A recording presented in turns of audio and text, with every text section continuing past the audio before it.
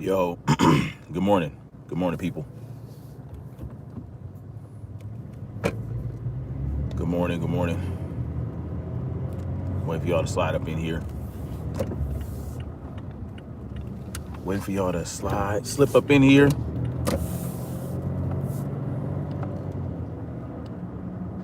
Morning. Good morning.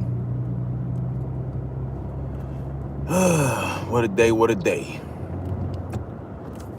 On my way to the farmer's market. Then I'm heading, then I'm about to ride, then I'm gonna ride my bike. So I figured I'd get my live in right now, since I'm not doing a rucking live, and I won't be able to go live when I ride my bike. A lot of shit happened in the last couple of days, yo. A lot happened in the last couple of days. You know, we got a lot of shit going on. We got the red flag laws. We got, nurses quitting left and right. We got riots going on. You know, we got people protesting the hokey pokey mandates, which is, y'all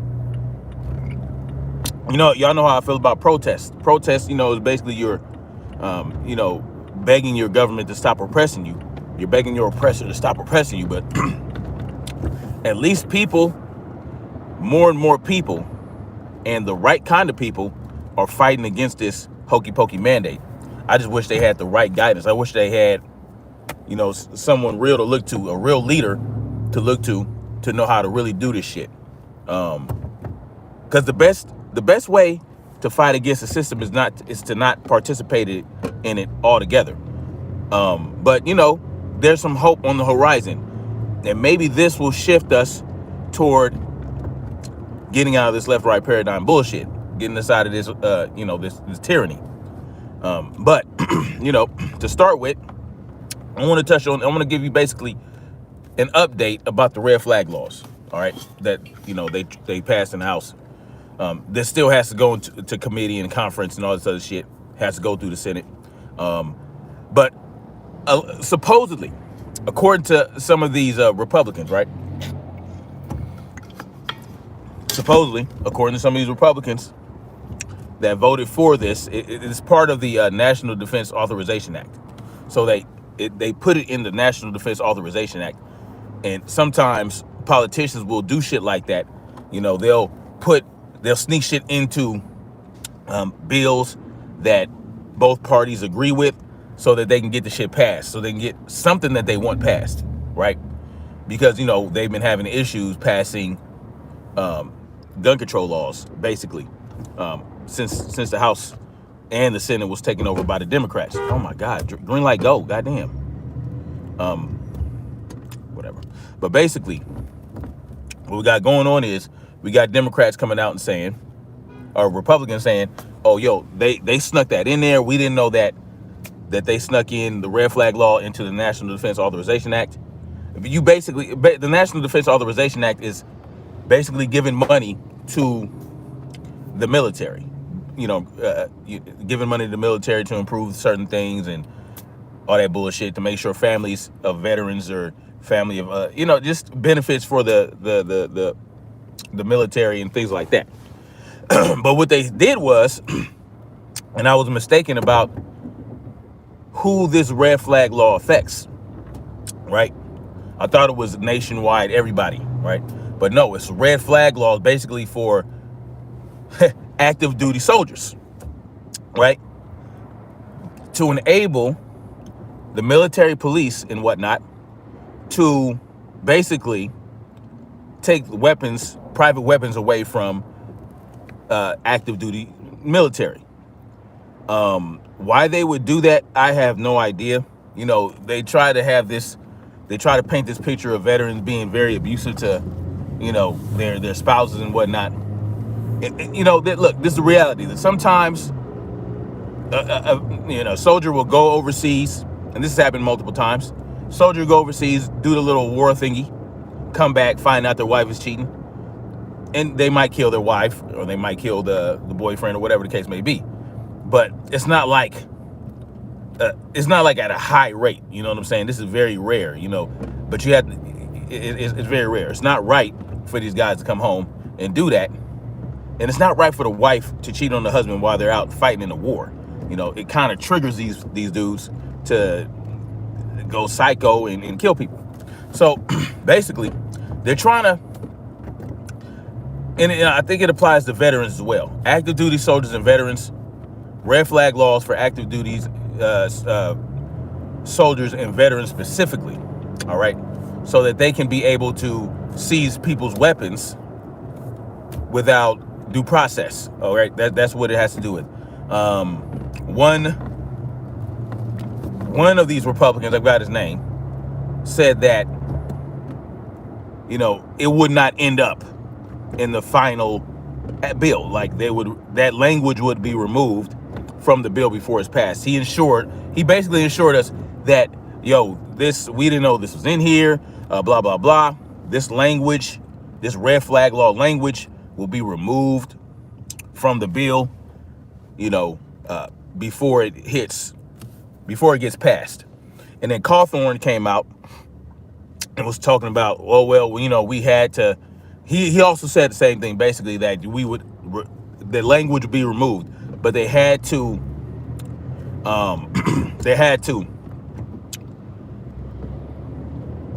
pass this National Defense Authorization Act because they are basically, if you refuse to get the hokey pokey while you're in the military, right? If you're an active duty soldier and you refuse to get the hokey pokey because, you know, that prick Joe Biden or his handlers had him mandate the hokey pokey for active duty soldiers, active duty military personnel. And so what this act would do, it would remove, you know, if they refuse to get the hokey pokey, they get a dishonorable discharge, which is complete and utter bullshit, right? If you get a dishonorable discharge, that basically means that you violated the UCMJ, and, you know, that's basically, you committed a crime. You basically committed a horrible crime to get out of the military. You got booted out of the military because you basically committed a crime that they couldn't tolerate. So they're basically equating refusing to get the hokey pokey to committing a crime if you're in the military. And like I told you guys, if you sign a dotted line, that's something essentially they can do. But this NDAA is trying to stop that from happening. You still get your honorable discharge, or you don't get removed. I don't know which one it is. It's bullshit, right? Basically, you giving somebody a dishonorable discharge because you don't want to put something in your body. But yeah, that's basically what this NDAA is about. Very controversial, but they wanted, according to Cawthorn, he just wanted to get this passed so it can go through the proper stages and then have the language removed. But we'll see if the language is removed. Like, the National Defense Authorization Act is supposed to help the military. It's supposed to help the soldiers, but they're throwing shit in there that could further remove the rights from soldiers. They already don't enjoy the rights that we're supposed to enjoy, right? Openly and overtly. But now they want to strip more of the rights away. Like, it's complete and utter nonsense. And, you know, they're trying to basically ruin people's lives if they refuse to get the hokey pokey. So they come out, they don't get to enjoy any of the military benefits or the benefits from being in the military, for having been a veteran. Like, you get, there's like great benefits. You get honorable discharge, you get some benefits, right? You sign the contract with the government, right? Which basically means you sign the contract with the people, because every benefit that we enjoy is basically extorted from the people. You know, that's just part of the game. But, you know, it is what it is. So that's basically what's going on with the red flag laws that are being pushed through the Congress and the Senate right now. It's basically affecting active duty soldiers and veterans. So we'll see. Cawthorn is acting like he's no compromise. So we'll see. I don't know this Cawthorn cat that well. I just heard about him. But we know what's up with these politicians, man. We know what's up with them. But like I said, it's always been that they passed it in the House. So now it still has to go through more red tape, more bureaucracy before it actually passes. So we'll see what happens with that. All right. So that's what's going on with that. So we'll see. We'll see if these Republicans, now there's just only a few Republicans came out and said that you know, they didn't know that shit was in there, that, you know, that language was snuck in there. There's still over 100 other Republicans that haven't said anything about it. So, you know, we'll see. I still think they're all in on it. They're all full of shit. Listen, Republicans like red flag laws, especially Dan Crenshaw. To them, that's their compromise, because they're compromisers. Let's get this straight. The Republicans, when it comes to the Second Amendment, the Republicans in the House and in the Senate, they are compromisers when it comes to the Second Amendment. They will give up certain, you know, they'll compromise on your Second Amendment rights, even though they're protected around the clock, right? So they don't have to worry about it. But when it comes to you, listen, they'll compromise on your shit. They'll compromise on your rights to keep and bear arms. So let's get that straight. It's still fuck a red pill. That's all I got to say about that. So, moving on to New York. What's going on in New York? Well, there's a lot of shit going on in New York. A lot more people with spines in New York than I originally thought, especially in regards to BLM. You know, y'all, I'm not a BLM supporter. I know Black Lives Matter. I agree with Black Lives Matter as a statement, as a fact, right? Because it does. It does. Black Lives Matter as a fact. But the organization, I'm not really getting behind that. But I can get behind what they're doing in New York. They're bucking these mandates. You know, now they're actually protecting black people. You know, they're actually doing something for black people that is productive. Yes, highlighting police terrorism towards black people is a great thing.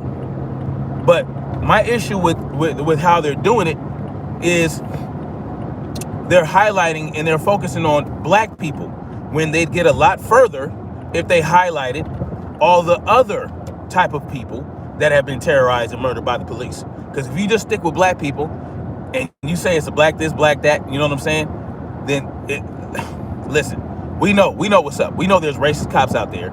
We know they put that badge and that gun on and that costume on to exercise their authority over people, and a lot of them are racist. We know that whole police chiefs are racist. We know that whole police departments are racist. We know this. But many police officers are just terrorists in general. They're not just terrorists towards black people. So if you highlight how they kill white people, they kill Hispanics, they kill Native Americans, they kill this, they kill all kinds of people with impunity, unprovoked, unarmed people, innocent people that haven't done anything to anybody.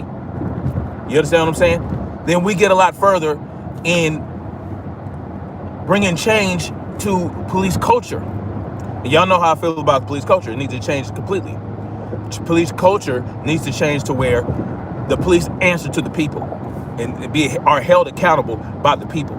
Anyway, so in New York, you know, you got BLM protesting the hokey pokey mandates. You got cops walking out. You got healthcare workers walking out. I mean, it really seems like the tides are changing. This may have been the biggest mistake the controllers have ever made in the history of them controlling basically this country and a lot in their empire outside of this country, right? This may be the biggest mistake, trying to do these hokey pokey mandates. Are there a lot of people that are behind the hokey pokey mandates? Absolutely. You know, you just go to CNN, go to the CNN. I love going to the CNN page on Facebook to read all of these sociopaths and these psychopaths comments when it comes to hokey pokey mandates, when it comes to people who refuse to get the hokey pokey. I was looking at Kareem Abdul-Jabbar, dumbass. Listen, sit your ass down, Kareem Abdul-Jabbar. Don't nobody give a fuck what you got to say about nothing. Kareem Abdul-Jabbar said some stupid shit about players who don't get hokey pokey should be removed from the team, all this other bullshit. I mean, they're putting people at risk. But if you're vaccinated, how are you at risk for someone who's unvaccinated? You're vaccinated, right? And we know that, why am I saying that word? We know you GMO. So this whole idea about how the GMO need to be protected by the non-GMO. I don't know how people are still stupid enough to push that narrative when they know how stupid it sounds. And when you point out how stupid it sounds, somebody tried to tell me this. Well, not tell me, but somebody said this. They said, yeah, you can still get it and pass it, but you know, it doesn't do it as much. No, that's not. The only thing that they say that this hokey pokey does is mitigate symptoms and reduce your chances of going to the hospital. It does not reduce your chances of passing the hokey pokey. It does not reduce your chances of catching the hokey pokey. It doesn't do that, according to the CDC, according to Pfizer and all these other people. It does not do that. What it does, so they say, you know, it's bullshit, because we know how they determine who hokey pokey people are. If you die within 2 weeks of getting the hokey pokey, and it's complications from the hokey pokey, if you die from Modelo 19 after you get the hokey pokey within 2 weeks, then you're not hokey pokey. It's their way of adding the numbers to the non-GMO deaths and the non-GMO hospitalizations. That's how they get away with it. Even if becoming GMO push you in the hospital, they can still call you a non-GMO hospitalized individual. So with that knowledge, I cannot sit up here and say that most of the hospitalizations are due to non-GMO people. I refuse to believe that. But anyway, moving on. These people, they have no understanding. Go to CNN Facebook page, and anytime they talk about Modelo 19, anytime they talk about the hokey pokeys, you'll see how sociopathic these people are, how psycho these people are. And it's good. It's good to know who you're dealing with, right? But there are a lot of other people who don't believe in the mandates. They might even have the hokey pokey themselves. They might be GMO, but they don't believe in forcing people to become GMO. They know it's a personal decision. They know it's a personal decision based on personal choice, and you should have autonomy over your body and what you put into that bitch. You understand what I'm saying?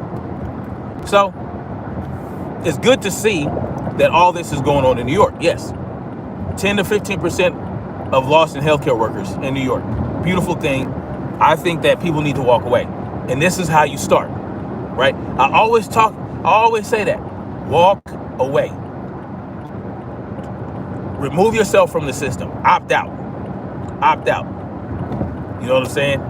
So, but what are they going to do in New York? Well, they're talking about replacing these healthcare workers with visa workers from other countries, from the Philippines and other countries like that. They want to replace the healthcare. They want to replace you. You understand what I'm saying? So their plan might not have backfired. This might be their plan. It might be their plan. They might want people.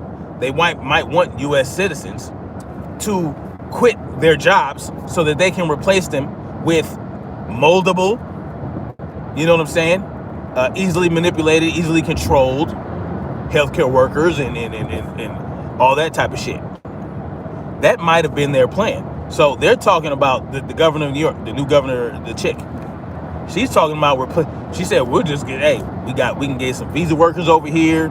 You know, we're talking with the Philippines. We're talking to these people, that people. So it's clear that they will replace your ass hot quick with a motherfucking foreigner that has a visa, right? And who knows if they really have a visa? We don't know what they're doing. See, it's all about control. But not only that, they're talking about deploying the National Guard to replace healthcare workers. These people are out of their fucking mind, man. These people are out of their mind. These healthcare workers that are quitting have been working in the midst of this of the pandemic for over 18 months, right? They have been working in the midst, or almost 18 months, for almost a year and a half. These people have been working in the midst of basically the hokey pokey pandemic. Of the Modelo 19 pandemic. They have been catching it. They have been getting over it. They probably caught it multiple times throughout their fucking career. Throughout this last year and a half, especially if they're working with directly Modelo 19 patients. Imagine how many times they might have had this shit in their body, but just were asymptomatic. And their antibodies just destroyed it hot quick. And the more they're exposed to it, you know what I'm saying?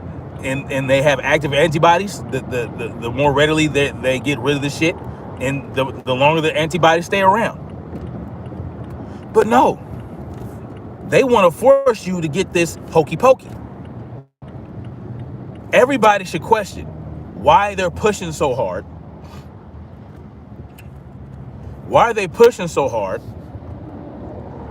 for everyone to get this hokey pokey? And why are healthcare workers willing to quit their job in order to not get it? And not only healthcare workers that have worked with Modelo 19 patients. Now, you do have healthcare workers, mostly doctors, right, that have worked with Modelo 19 patients, and they know that they've been exposed. They know that they probably are immune to it. They probably know that they don't need the hokey pokey. But they're going to, guess what? They're going to come out and say, oh, well, y'all should get the hokey pokey anyway, because they're incentivized. These hospitals are incentivized. When they get hokey pokey patients, we have to understand that. That's one thing we must understand.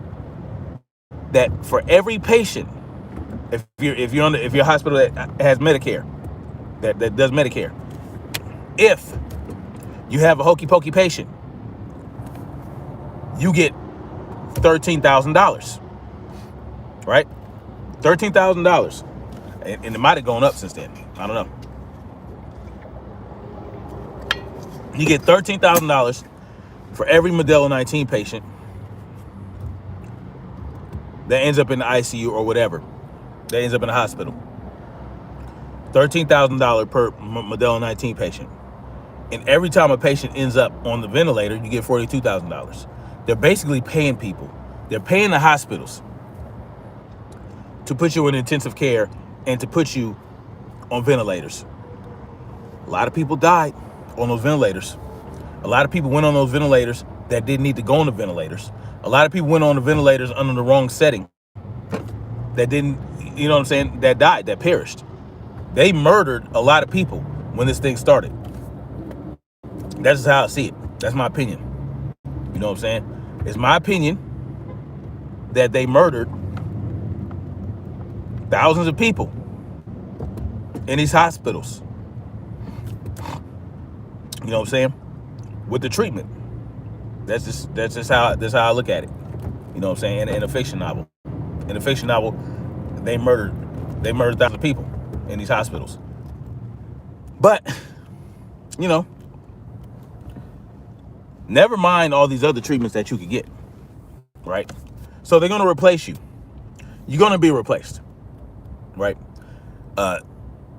It might take them a few weeks, but, you know,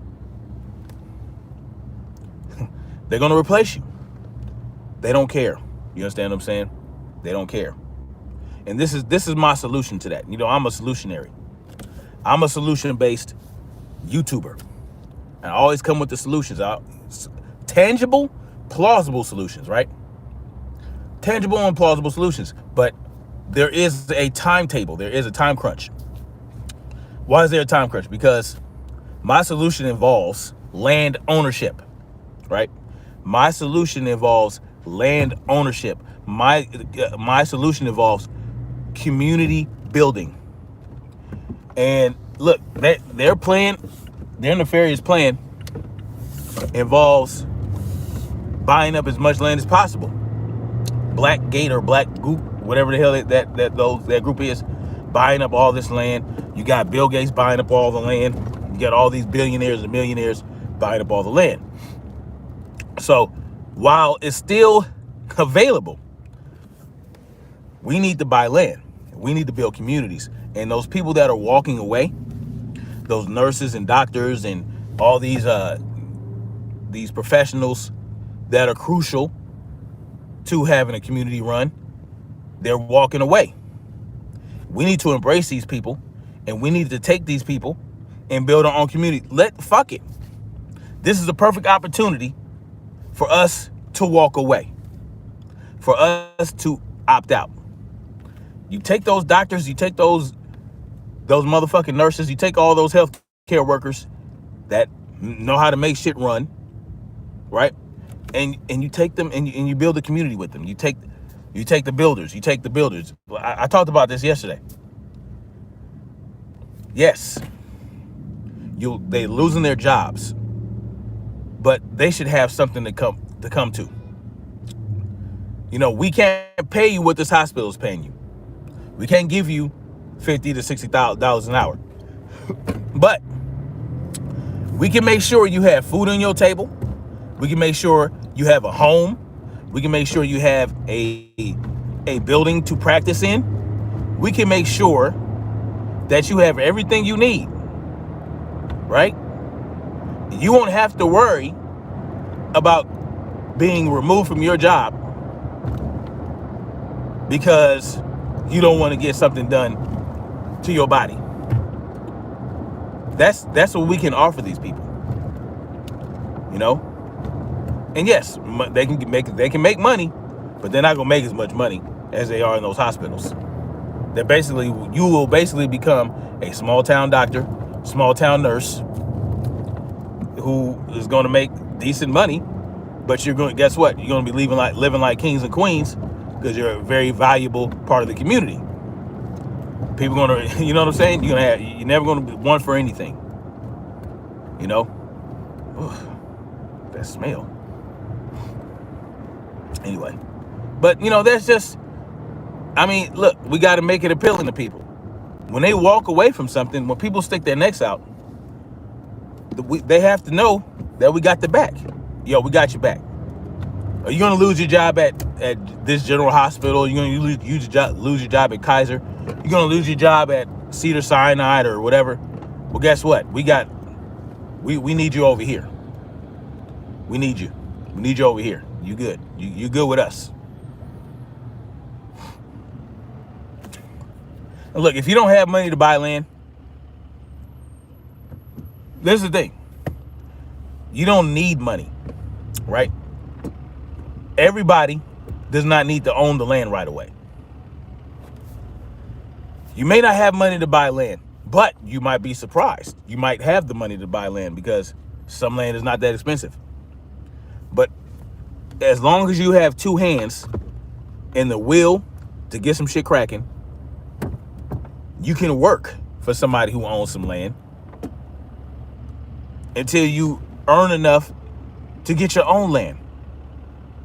There's always a way. There's always a way. You might not have the money to just go buy some land right now, but you do have the ability to work. You do have the ability to help somebody cultivate their land. And at the same time, you're learning something. You're learning how to you're learning how to work the land so that when you own your own land, you know what to do. And when you get your own land, the people that you have been working with on their land, they can then help you get your land cracking. That's how it works. Cooperative economics. Unity, community. You understand what I'm saying? That's how you do it. You know? Now, there's land that you can buy for like $500 an acre, $200 an acre, $1,000. It just depends on where you at. And it might not be the most ideal land at that point in time. As long as it's not dry and arid, as long as there's like, you know, decent soil around or in groundwater, you know, there's still places in this country where you can buy land for $1,000 an acre really cheap. An acre is big, right? An acre is big. Through 2 or 3 acres, you take $10,000, get 10 acres. That's a lot. That's a lot. As a matter of fact, if you're under a certain amount of acres, there's, you know, the government won't fuck with you as much, right? The government is less in your business. The less land you have, You know, you can own this parcel of land here, this parcel of land there. You know, you just start small. You can just buy a few acres at a time. It's yours though. You can do what you want with it. And not all land needs to be where you need to grow on. You might need some land where you can, you know, you got to bug out. Boom, you can go to this piece of land over here. Get away from your land so that you're not attracting attention to your land. Somebody might, I don't know, whatever reason you might need to bug out.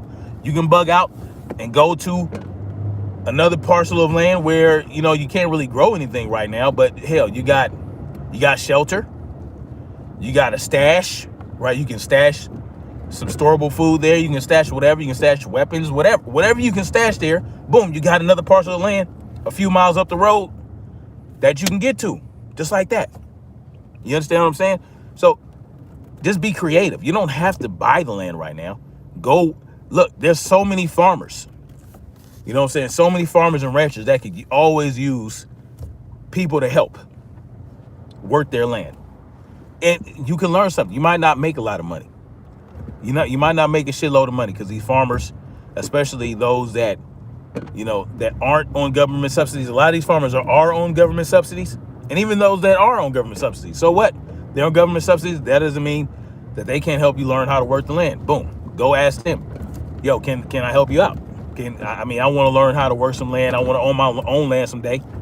Can I help you work yours so I can learn something and help you at the same time? Just go out there, be motivated, and get it cracking. You understand what I'm saying? There's always a way. So that's what you could do. Just, you know, but it's about community building. Like, look, I might not be pro-government. I'm anti-government, but I'm pro-community. I'm pro-community. So I'm pro-order. Like, I'm not against order. I'm not against structure. I'm not against any of that. That's the misconception that people have of anarchist or voluntarist. It's not about being anti-structure, anti-order. It's just about how that is brought about. I'm not against leadership. I'm pro-leadership. But I am anti-boss. I am anti-dictator. There's a difference. There's a difference between leadership and dictatorship. There's a difference between leadership and being a boss.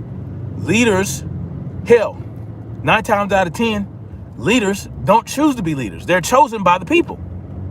And they act in the best interest of the people. And what they want is to teach others how to be leaders, how to encourage other people to be their own leaders, to be their own critical thinkers.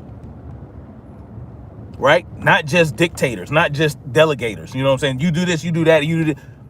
But the why, you'll understand the why. These leaders will help you understand the why and the how. Whereas bosses and dictators, they just tell you just go to do the shit. Shut up and go do it. You can spot the difference between a leader and a dictator hot quick. You understand? Because a leader will be on the front lines with you. The leader will lead by example. They'll show you how the shit is done. And if they don't know how to do it, they'll tell you, hey, yo, I don't know how to do it. Let me find out and I'll show you. Or let's find out together. That's how a leader works. That's leadership. You know what I'm saying? Whereas a boss, yo, go do that. Well, how do I do it? I don't know. Figure it out. But get it done. That's what bosses do. That's what bosses do. You understand? A leader's going to help you figure it out. A leader's going to get down in the dirt with you. They're going to get in the trench with you. They're going to help you dig. Right? They're going to do all that. Oh man, fucking traffic. I'm on the last leg of my journey and it's just fucking, look at this shit. Why? Hold on. Fucking, what the fuck? Why? Why is this happening right now? Look at this.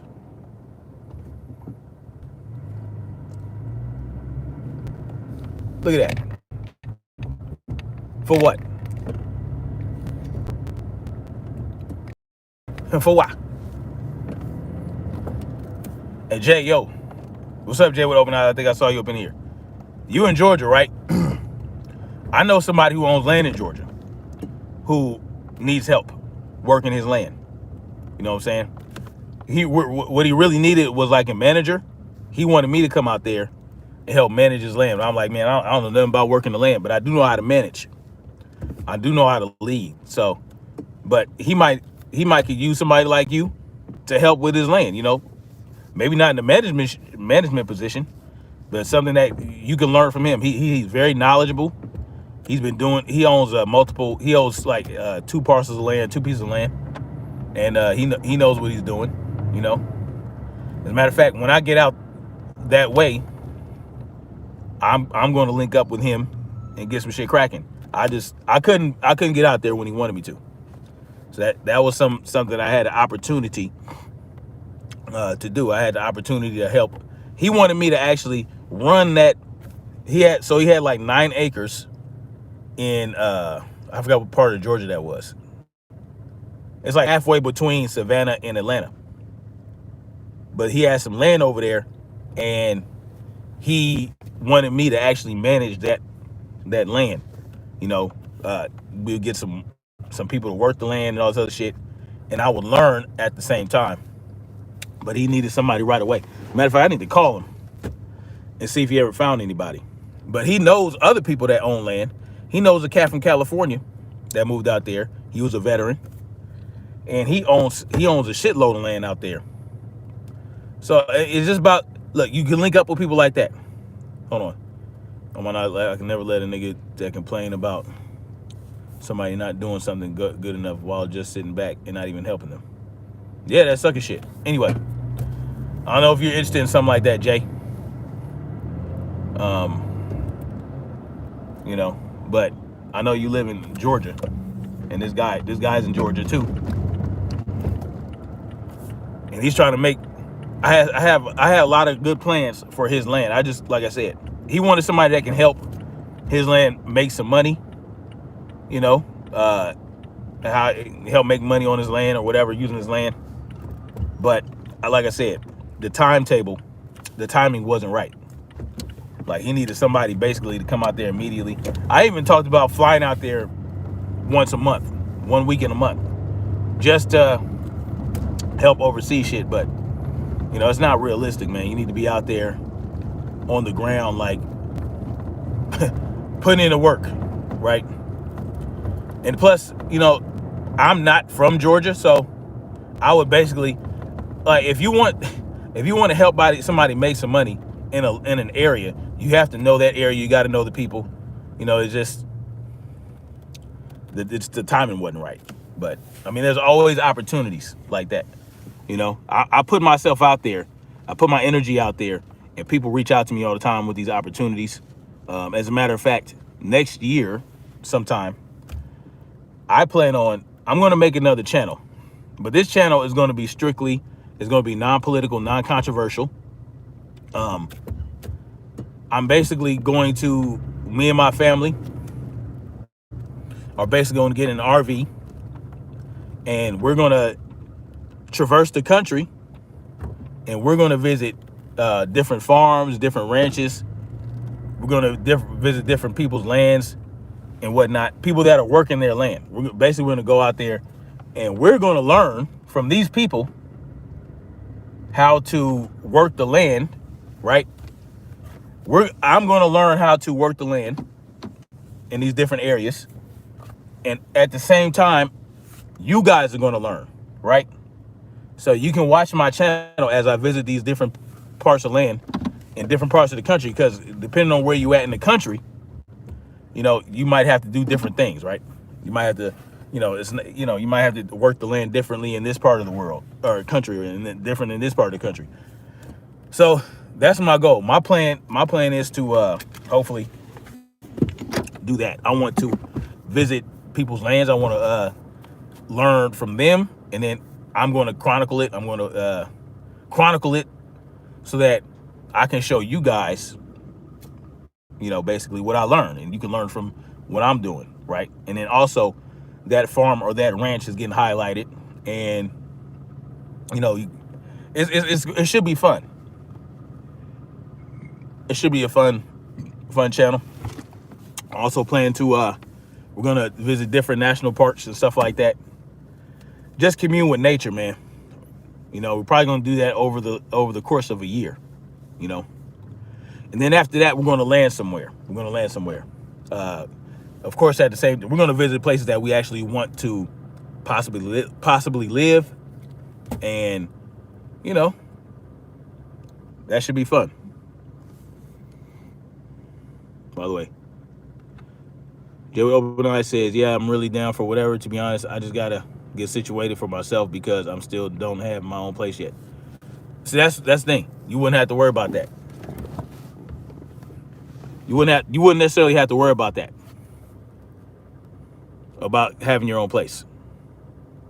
So you basically would be staying on the land, essentially. You know, you could you know, there's of course a couple of buildings there.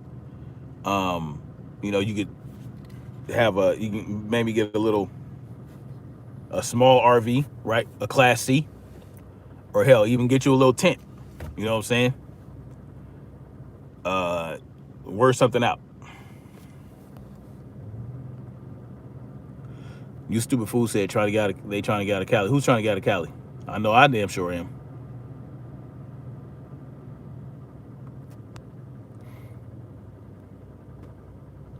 You know, strike again. You can't upload for 2 weeks. Sub to his backup channel will probably be main. All right, yeah, y'all sub to Jay with Open Eyes' backup channel. So look, before I get out of here, I'm gonna talk about how it's confirmed that the idiot Lucas is a punk. Okay, so apparently there's this other YouTuber. I forgot his name, man. I forgot his name. I don't know the YouTuber's name. I don't remember it.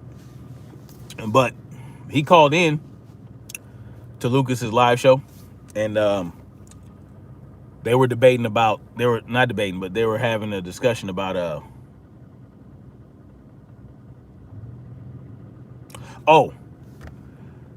Lucas is under the impression that all fighters have to register their hands as lethal weapons. It's not true, right? It's not true. You know, that's a myth.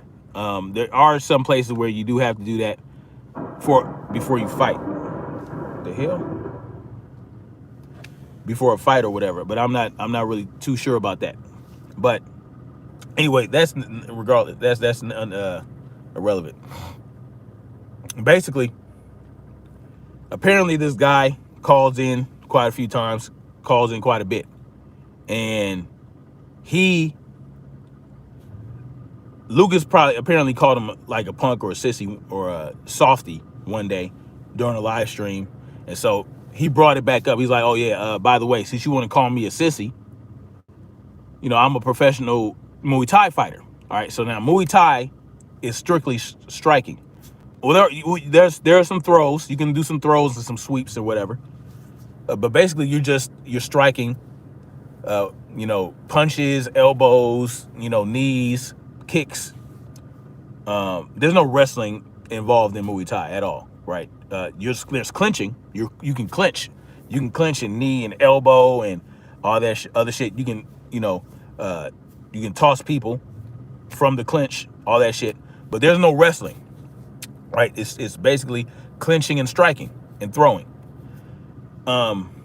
So he's like, since you want to call me a sissy, you know, and now he said he was joking, but he said, since you want to call me a sissy, how about you get in the ring with me or in the cage and we can get it popping? You know what I mean? We can get the gloves on. Basically the same shit I told him, since he wanted to threaten my children, right? Since he threatened my children, didn't even threaten me. He threatened to have my children hit me. You fucking retard. So, since you want to threaten my children, I was like, you know, we can put the gloves on. You know what I'm saying? I practice Muay Thai and boxing. We can get the gloves on and we can get this work in. Since you think you're so tough. Well, basically, the dude said the same shit, right? Why don't you come in the ring with me? We can get in the cage and we can get it popping.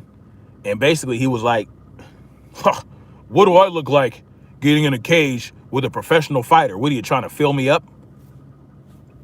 If you're a wrestler, you're gay. If you wrestle, you're gay. Which clearly shows that he knows nothing about fighting, right? It clearly shows that because dude said Muay Thai. Wrestlers are wrestlers. Boxers are boxers. Muay Thai fighters are Muay Thai fighters. MMA got fighters do everything, right? They don't have to wrestle you, right? A lot of them are wrestlers. A lot of them are jiu-jitsu guys. But the way that MMA is now, you got to know some striking, because guys are getting knocked out before they can even take you down. People that focus a lot on striking that are in MMA, they work on their takedown defense. They might not be great at ground fighting, but they're working on they're working on their takedown defense. And it's not so easy to take these guys down. You know what I'm saying? So I mean, look what what's the name did to Askren. I forgot his name. Oh shit. The Hispanic kid from Florida, who, when the fight started, Askren was talking all this shit. Askren is a wrestler. He's not a striker at all. The other guy is more of a striker, right? More of a striker. So the fight, Masvidal. So Masvidal, as soon as the fight starts, boom, he charges him, flying knee right to the fucking jaw. Fucked all this shit up. Broke his jaw, cracked his just fucked him up. And that was it. It was a done data. You're talking about a wrestler against a striker. But anyway. So what does he do? He basically says, you know what? I wouldn't fight you. I just have 4 guys stomp you out. Clearly, he said something like that before. He said something about, if you have a problem with him, he wouldn't fight you. He'd get his felonious homeboy who ain't got nothing to lose to fight you, and he's just a punk. That's all it is to it. And that reminded me of why I just need to fall back from this cat, because he's not going to come himself and fight me at the stairs. He's just not going to do it. No matter how many times I call him out, no matter how many times I talk shit about him, no matter how many times I share his shit, share his videos, and call and insult him, he's not going to come himself and put this work in. He's not going to do that. I don't even think he has the ability to have his friends come out and just fight me. So, but like I said, I'll always be prepared. And if you on some sneak shit, don't be surprised if something pokes you. You know what I'm saying? That's just you jump me, and you try to sneak me and all that shit. I don't know what your intent is. I'm going to do everything I can to survive, and it might involve slashes and stabs. I don't know, but yeah, Lucas is a punk, point blank and period. He's probably never won a fight. He's probably never been in a fight. He's the type of cat that I think he's probably never been in a fight. You know what I'm saying? He's probably never been in a fight. He probably was skinny as a kid, and probably didn't get into no problems with nobody, or he was probably bullied, and then he decided to get swole, and then so he can look intimidating, so that people wouldn't mess with him. That's what I think. Me, I've always been a big dude. Anyway, I had a friend like that. I had a friend. He was real skinny as a kid, like real skinny in middle school and in the first part of high school. But then he started lifting weights. He started taking creatine and lifting weights a lot, just real dedicated to lifting weights. This guy was an endomorph, a real skinny kid. But he put on a lot of muscle, you know what I'm saying? Couldn't fight for shit. Never really been in the fight.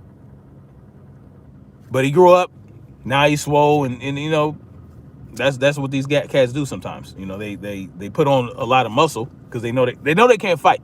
So they put on a lot of muscle to look intimidating, so people won't mess with them. So people won't think about fighting them.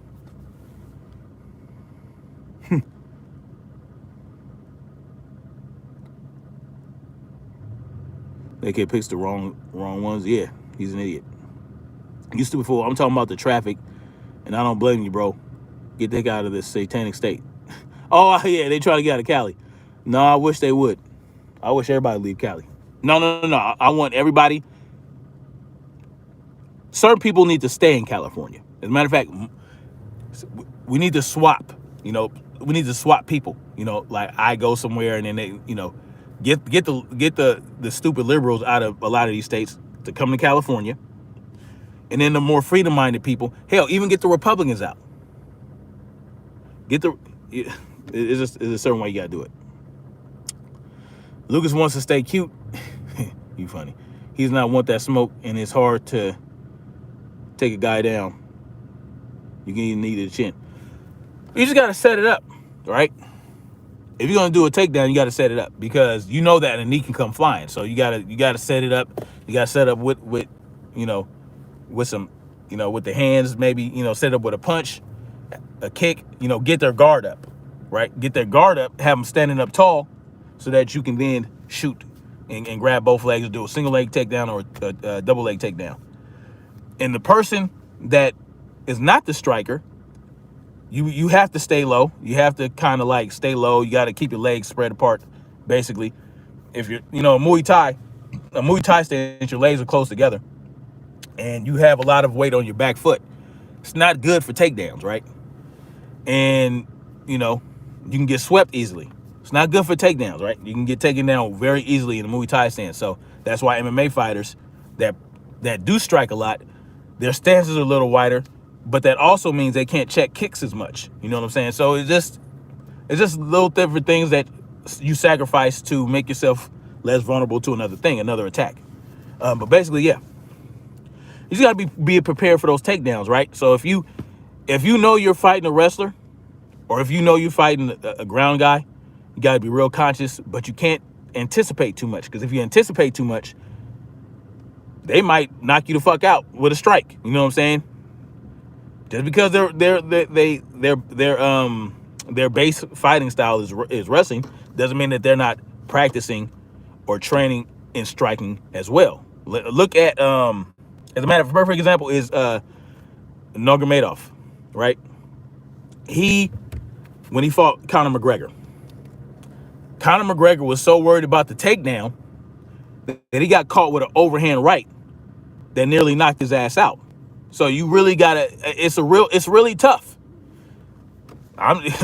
Wrestlers and ground fighters, right, that know how to strike, they're dangerous, very dangerous. So, but it's just about honing your instincts, right? So if even if somebody sets up the takedown perfectly, right, you have to have the instincts and the feel, right, of what somebody's doing, so that you can quickly do a sprawl or do a quick knee, because you can try to knee somebody, right,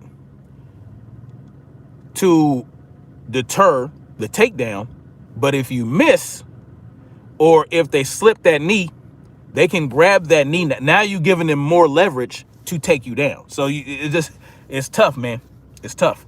So you got to watch those knees too. That knee's got to be timed perfectly. And if you're going to throw that knee, you better make sure you snap that leg back before they can grab your shit. You understand what I'm saying? And look, if they're doing a takedown, doing this to their back is not really you're not going to crack their spine by elbowing it. That shit only works in the movies, right? When you go like this and they and then you just start kneeing them and they fly up in the air. That shit don't work. The sprawl is the best way to go. If they actually grab you around them legs, or if they actually get their arms around you, sprawl. Don't try to do all this shit and shit don't work. Anyway.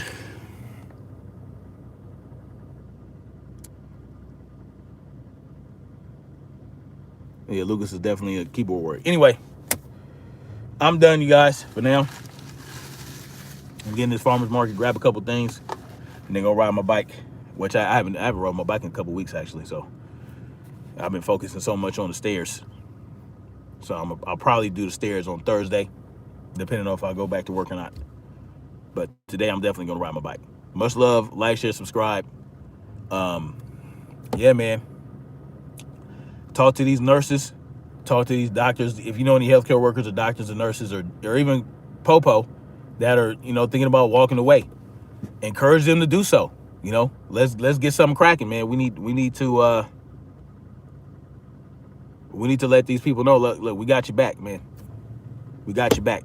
We got to have each other's back now. All right. Much love. Peace out.